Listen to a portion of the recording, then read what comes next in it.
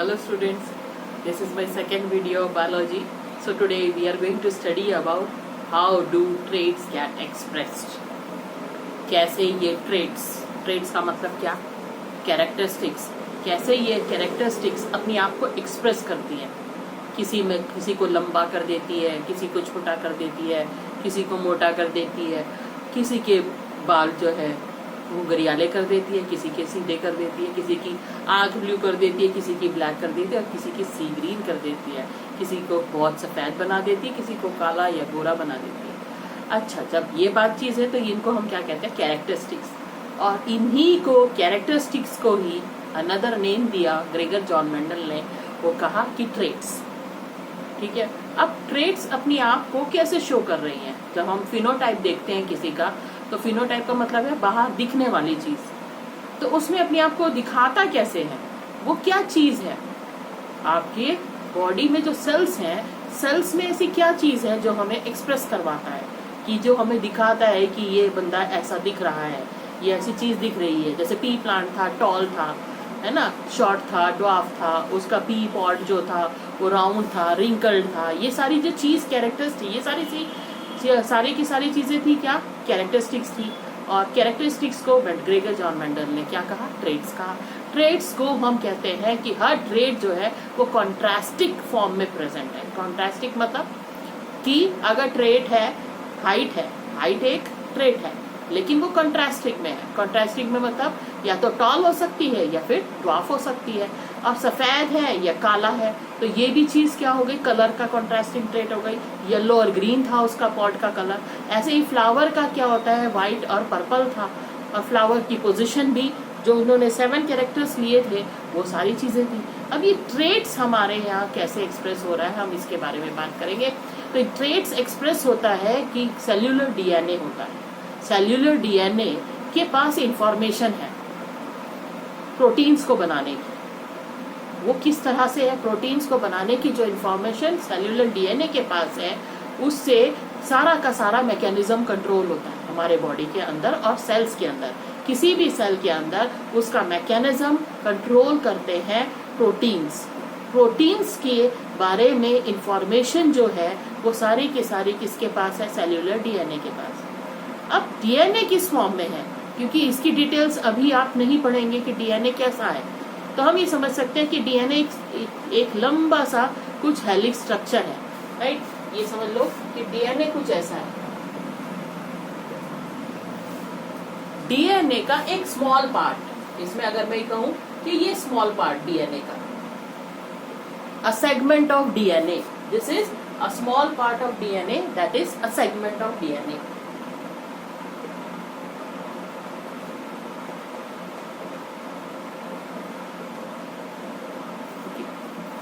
A segment of DNA which code for some genes. It has a set of genes.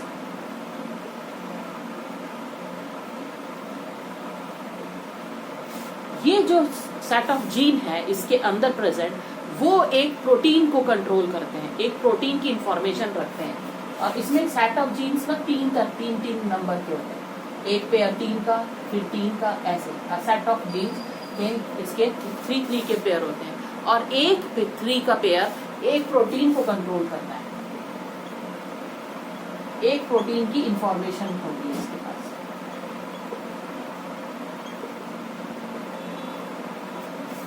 जो DNA है वो एक इस तरह का स्ट्रक्चर है, हेलिक्स स्ट्रक्चर है, और इसका एक छोटा सा portion is known as segment of DNA. Segment of DNA has a set of gene. This set of gene has the information, set of genes are in the 3 pair, and each 3 pair has a information for one protein. Protein सारा का सारा metabolic process control करता है, क्योंकि protein क्या release करता है, enzymes को रिलीज करते हैं. राइट, एंजाइम्स क्या कंट्रोल करते हैं, सारे मेटाबॉलिक फंक्शंस. जो हमारे बॉडी में जितने भी मेटाबॉलिक प्रोसेसेस हो रहे हैं वो सारे के सारे एंजाइम्स कंट्रोल करते हैं. एंजाइम्स तो आपको पता है क्या होता है, बायोकैटालिस्ट होता है. तो हम इसका पाथवे लिखते हैं तब आपकी सेगमेंट क्या हुआ, segment of DNA. The cellular DNA has the information of proteins. Okay, and proteins information comes from where, a set of gene which is present on the segment of DNA has the information of one protein which controls the enzymes, and enzymes in later on they control the process of metabolic pathways. तो आप यहाँ चलेंगे कि ये थोड़ा detail में आपको बड़ी क्लास में ज्यादा पता चलेगा, अभी तो सिर्फ आपको एक चीज पता होनी चाहिए कि हमारा कैसे चल रहा है डीएनए सेगमेंट। डीएनए के सेगमेंट ये इसमें क्या है, जीन सेगमेंट है, segment of gene which controls the protein, which have the information of one protein, right? And this protein further controls the function of enzymes.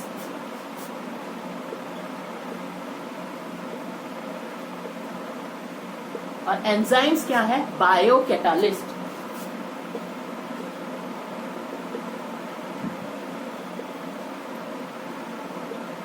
अब बायोकैटालिस्ट क्या है, कैटालिस्ट का तो आपको पता है कि कैटालिस्ट कौन होता है, जिसकी प्रेजेंस से कोई प्रोसेस फास्ट हो सकता है, स्लो हो सकता है, लेकिन वो खुद पार्टिसिपेट नहीं कर रहा है उस रिएक्शन में। क्या कर रहा है, तो ये बायोकैटालिस्ट है, क्योंकि बायो का पोर्शन हो रहा है तो बायोकैटालिस्ट हुआ। तो क्योंकि ये बायोकैटालिस्ट है, बायो के रिएक्शन में पार्टिसिपेट कर रहा है, किस फॉर्म में, प्रोसेस को फास्ट करने में। अब जब एंजाइम किसी भी चीज को कंट्रोल कर रहा है, किसी भी प्रोसेस को, मेटाबॉलिक प्रोसेस को कंट्रोल कर रहा है। अब यहाँ पे मेटाबॉलिक प्रोसेस हम एग्जांपल लेंगे कि एंजाइम एक क्या कर रहा है कि हार्मोन्स को कंट्रोल कर रहा है। हार्मोन्स अगर एंजाइम अगर एंजाइम अपना काम कम करता है, सपोज लेजी एंजाइम है, थका हुआ एंजाइम है, तो वो क्या करेगा, हार्मोन्स को रिलीज होने में थोड़ा सा प्रॉब्लम क्रिएट करेगा। हार्मोन्स कम रिलीज होंगे, जब हार्मोन्स कम रिलीज होंगे तो वो कैरेक्टर ही नहीं हो पाएगा, वो कैरेक्टरिस्टिक जो प्लांट में आना चाहिए, जो फिनोटाइप आनी चाहिए, वो पूरी तरह से अपनी ग्रोथ नहीं शो कर पाएगा। अब जैसे कि हमारे पास यहाँ है, ये एंजाइम सपोज कंट्रोल कर रहा है एक हार्मोन को, और हार्मोन कौन सा है प्लांट में कि जो उसकी हाइट को कंट्रोल कर रहा है। सपोज हम ले लेते हैं हार्मोन जो प्लांट को हाइट में कंट्रोल कर रहा है, ऑक्सिन हो सकता है, जिबरेलिन हो सकता है, ये दोनों ग्रोथ के लिए रेस्पॉन्सिबल है। हमको सिंपली पता है कि प्राइमरी ग्रोथ जो प्लांट की होती है वो ऑक्सिन से होती है या फिर जिबरेलिन से होती है, क्योंकि इलॉन्गेशन वगैरह में सब हेल्प कर रहा है। तो अगर ये चीज एंजाइम है, जो एंजाइम कौन कंट्रोल कर रहा है, प्रोटीन्स। प्रोटीन के पास ऐसी ताकत है कि वो एंजाइम को फंक्शन को कंट्रोल करेगा। तो एंजाइम का काम क्या है, बायोकैटालिस्ट सेट करना, कि किसी प्रोसेस को इंक्रीज कर देना या फिर डिक्रीज कर देना। हम इंक्रीज की बात करेंगे कि अगर एंजाइम के एक्टिव एंजाइम है तो वो क्या करेगा, इट एक्ट एज अ बायोकैटालिस्ट, वो हार्मोन को कंट्रोल करेगा। इन प्लांट्स फॉर एग्जांपल कि हार्मोन क्या है, जैसे जिबरेलिन या ऑक्सिन, जो ग्रोथ में हेल्प कर रहे हैं प्लांट के। तो ग्रोथ क्या है, हाइट, लंबा छोटा। तो हम क्या, ये प्लांट है कि एक लंबा हो गया और एक छोटा हो गया। तो यहाँ पे हमारा क्या है, पी प्लांट है ना। आपका पी प्लांट की ग्रोथ एक की किसी की लंबी हो रही है और किसी की छोटी हो रही है। देखो ये वाला पी प्लांट और इस वाले पी प्लांट को देखो, दोनों पी प्लांट में फर्क है हाइट में, है ना। देखो कितना खुश है, ये वाला थोड़ा सा दुखी है ना। ये वाला पी प्लांट थोड़ा सा दुखी हो गया और ये वाला थोड़ा सा खुश हो गया। क्यों, क्योंकि इसकी हाइट थोड़ी इससे बड़ी है, इसको डोमिनेट कर रही है। जब इसको डोमिनेट कर रही है तो एक लंबा एक छोटा। अब लंबा और छोटा क्यों है भाई, क्योंकि इसका हार्मोन जो है कम रिलीज हो रहा है। क्यों रिलीज हो रहा है कम, क्योंकि एंजाइम अगर एक्टिव नहीं है, इसके पास ये एक्टिव नहीं है। जब ये एक्टिव नहीं है तो एंजाइम भी, हार्मोन भी कम रिलीज होगा, और जिसकी वजह से क्या बन जाएगा, ये हाइट क्या हो जाएगी, कैरेक्टर। या फिर आप क्या कर सकते हैं, और ट्रेट अफेक्ट होगी। ट्रेट कैसी हो जाएगी, शॉर्ट। इसको क्या कहेंगे आप, शॉर्ट, क्योंकि ये छोटा है, बटका है, तो इसको हम शॉर्ट कहेंगे।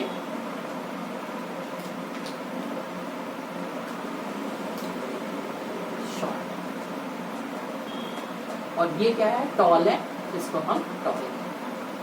अब एक एंजाइम हुआ एक्टिव एंजाइम, तो ये एक्टिव, अगर एक्टिव एंजाइम है तो हाइट क्या होगी? क्योंकि हार्मोन भी काफी रिलीज होगा।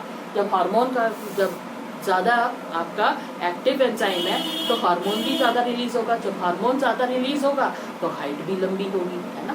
तो ये सारी चीजें, उसका मैकेनिज्म, जितना भी मेटाबॉलिक प्रोसेस है वो सारा सही चलेगा और कैरेक्टर अपने आप को एक्सप्रेस करेगा किस फॉर्म में? हाइट, टॉल हो गया।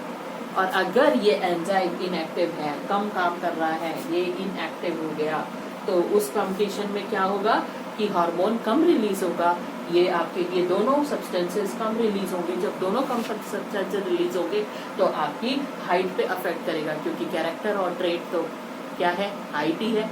और हाइट क्या अफेक्ट हो जाएगी? शॉर्ट हो जाएगी। तो ऐसे अपने आप को एक्सप्रेस करता है ट्रेट।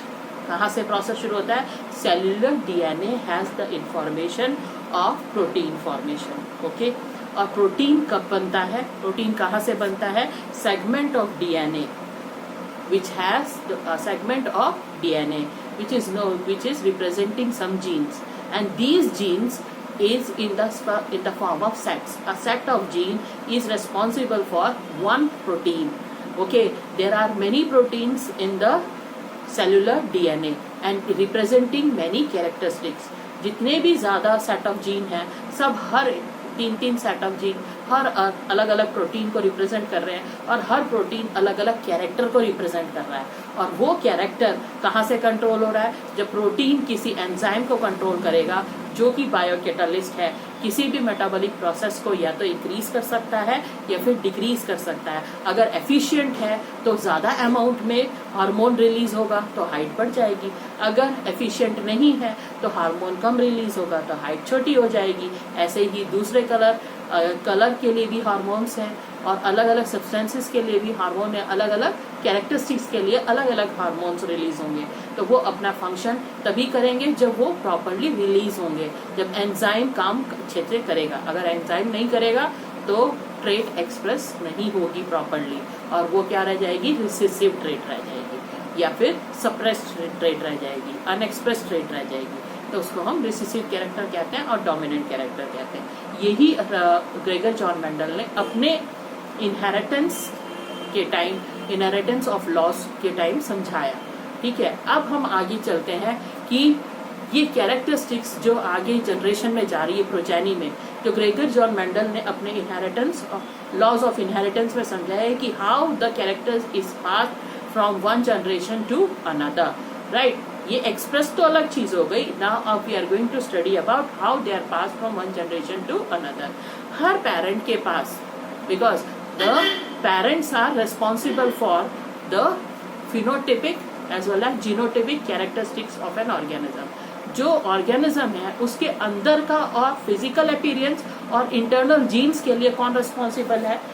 पैटर्नल और मैटरनल दोनों तरह के जीनोटाइप्स रेस्पॉन्सिबल है। राइट, तो अब फिनोटाइप और जीनोटाइप के लिए कि जब जीन्स रेस्पॉन्सिबल है तो कहाँ से आए? The number DNA, both of the parents will give the DNA to the progeny. They will contribute their DNA to the progeny, but not complete. Full set of DNA they will not give. The number of full set of chromosome they will not give to the progeny. क्योंकि दोनों आप sexual reproduction से हो रहे हैं, तो कुछ part, half part will come from the paternal, that is father, and another will be coming from the mother, that is maternal. तो both sets of the DNA will be half of contributed from both the sides. So what do the DNA has? तो DNA के पास ऐसी क्या चीज है? DNA के पास number of chromosomes है, और क्रोमोसोम्स आपके हमेशा किस फॉर्म में होते हैं? डिप्लॉयड नंबर में होते हैं. ऑर्गेनिज्म में नंबर ऑफ क्रोमोसोम डिप्लॉयड होते हैं, डबल नंबर में होते हैं. और लेकिन जब वो गैमेट्स में जाते हैं दे बिकम हाफ हो जाते हैं, जो कि फादर से आता है. जब वो फादर और मदर से दोनों के गैमेट्स में जाते हैं the number of them becomes half. और जो सेट ऑफ जीन्स है वो भी कॉपीड हो जाते हैं. एक सेट ऑफ जीन ही जाता है गैमेट में, अब जैसे फॉर एग्जाम्पल हम लेते हैं कि कैसे ये हो रहा है।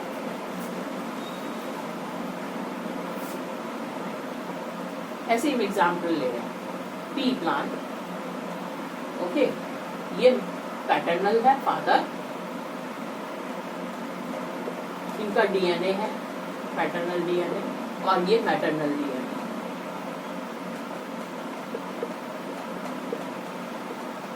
यहाँ नंबर ऑफ क्रोमोसोम हम समझ लेते हैं कि 14 है।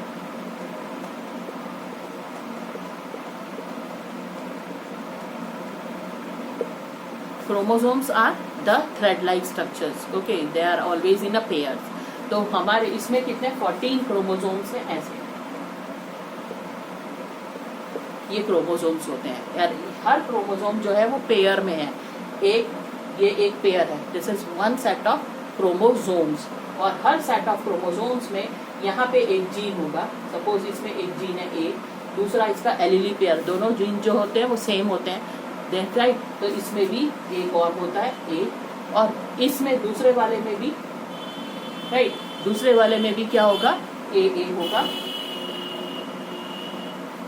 तो ये आ गया पैटर्नल पार्ट, जो फादर से आए जो क्रोमोसोम्स, दोनों की characteristics, a pair of chromosomes will have a set of genes present on them. तो a set of genes, ये आपके दो सेट ऑफ जीन्स बने, एक ये और एक ये आया पैटर्नल से और ये आया मैटरनल से। सपोज ये मैटरनल के क्रोमोसोम्स हैं, एक पे स्मॉल ए लगा देते हैं, दोनों पे ही, दोनों के सेम होगा।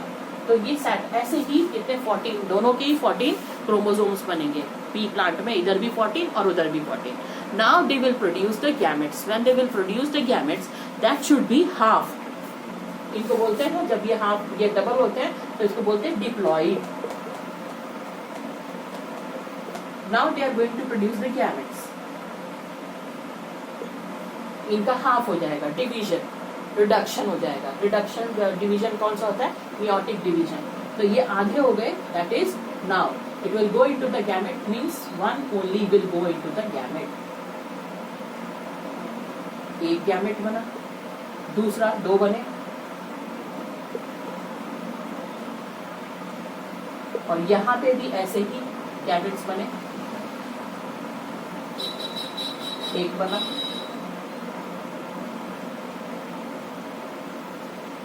only one set of there, if it is the paternal means pollen grains, if it is the maternal that means ovules, both are producing the sexual reproduction. So here the gametes will be only one set of gene will be copied into the gametes. The gametes formation now ये half हो गए। अब ये further इनके number और बढ़ते हैं। Number कैसे बढ़ेंगे कि एक एक पोलन ग्रेन तो होगा नहीं, राइट, ये सारे के सारे ये दो पोलन ग्रेन होंगे, लेकिन इससे और नंबर कॉपीज बनेंगी। कॉपीज किससे बनेगी, जब मल्टीप्लीकेशन होता है। डिवीजन में हमेशा हाफ होता है और फिर मल्टीप्लीकेशन होगा। जब मल्टीप्लीकेशन होगा तो इनकी कॉपीज बन जाएंगी, और ये सिर्फ एक set of gene will go into the gamete, right. तो ये वाला एक set of gene is going into the gamete. Later on when the fertilisation take place. अब यहाँ पे क्या हो गया, ये 7 हो गए, 7 क्रोमोसोम, 7 7 एंड 7, ठीक है। जब ये 7 हुए तो हमने क्या कहा, हैप्लॉइड हो गए। पहले कितने थे, 14 थे, अब ये आधे हो गए तो हमने उसको कहा हैप्लॉइड हो गए, 7 बन गए। अब यहाँ हो गया फर्टिलाइजेशन। जब फर्टिलाइजेशन हुआ तो बच्चे क्या होता है, फर्टिलाइजेशन का मतलब pollen grain fuses with the ovule.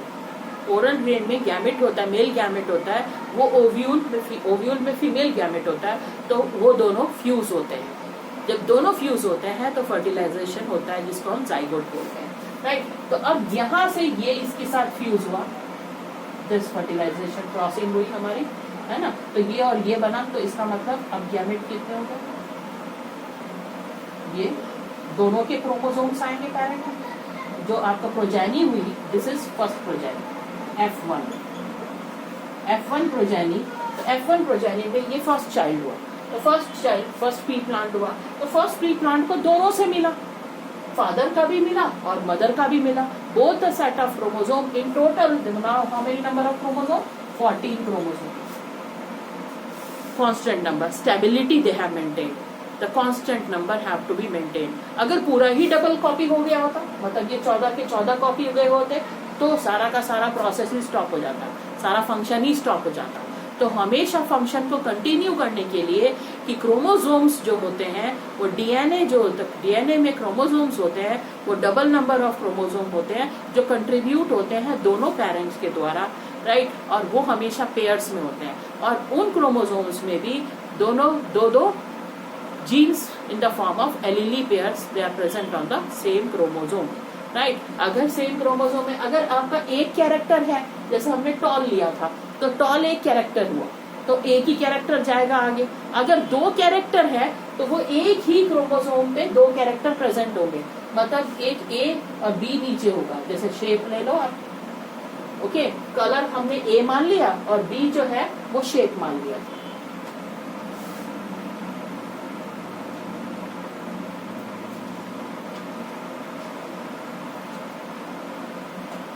Suppose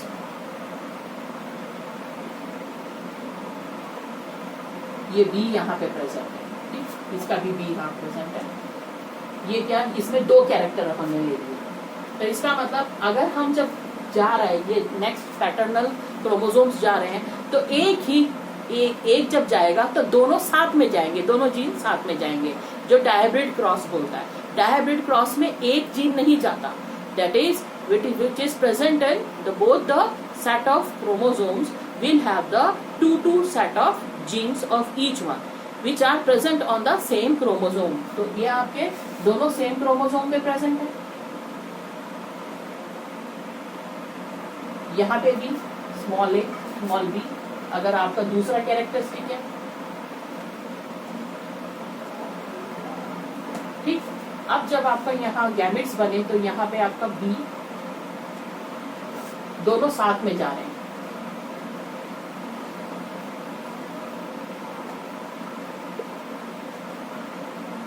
बाद में ये सेपरेट हो जाएंगे, लेकिन अभी हम ऐसे समझा रहे हैं. ओके, अब यहाँ पर जब ये बनता है तो ये साथ में ही जा रहे हैं, गैमेट्स क्या है, साथ में ही जा रहे हैं. ये डबल मेंटेन हो गया. अब ये वाला इसके साथ फ्यूज करेगा तो ये वाले भी साथ में जाएंगे. So the number of chromosomes will be maintained, right. Number of chromosomes will be maintained.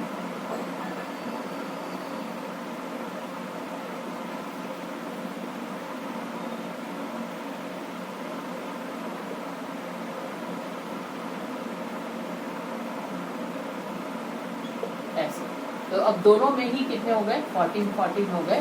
तो प्रोजेनी में constant number of chromosomes maintain किए जाते हैं क्योंकि because it is provided from the both the side, the male as well as the female will both give the number of chromosome equally.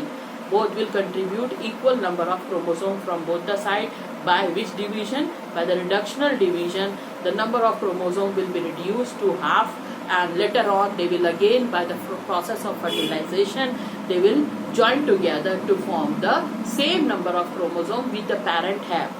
That is 14 chromosome if the pea plant is having, then the daughters or the sons which are born, they will have the same number of chromosome. The number of chromosome is constantly maintained to have the basic body design. Okay, तो ये होता है inheritance का pattern कि जब parent से दोनों parent contribute कर रहे हैं तो वो आधे आधे क्रोमोसोम देंगे और उसमें सेट ऑफ जीन्स भी कॉपीड होता है. वो सेट ऑफ जीन्स जो है वो बाद में इक्वल नंबर ऑफ क्रोमोसोम्स बना लेता है और इक्वल नंबर ऑफ क्रोमोसोम्स जब ऐड होते हैं तो उसको हम कहते हैं कि yes the chromosomes is maintained, the basic body design is maintained. तो ये हो गया how the genes are expressed.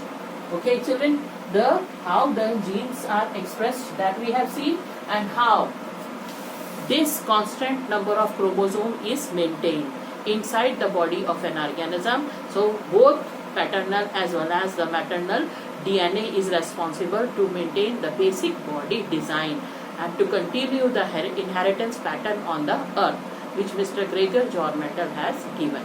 This is about this thing, and hope you will enjoy it and practice it, and do not forget to press the like button as well as subscribe the channel. Thank you very much.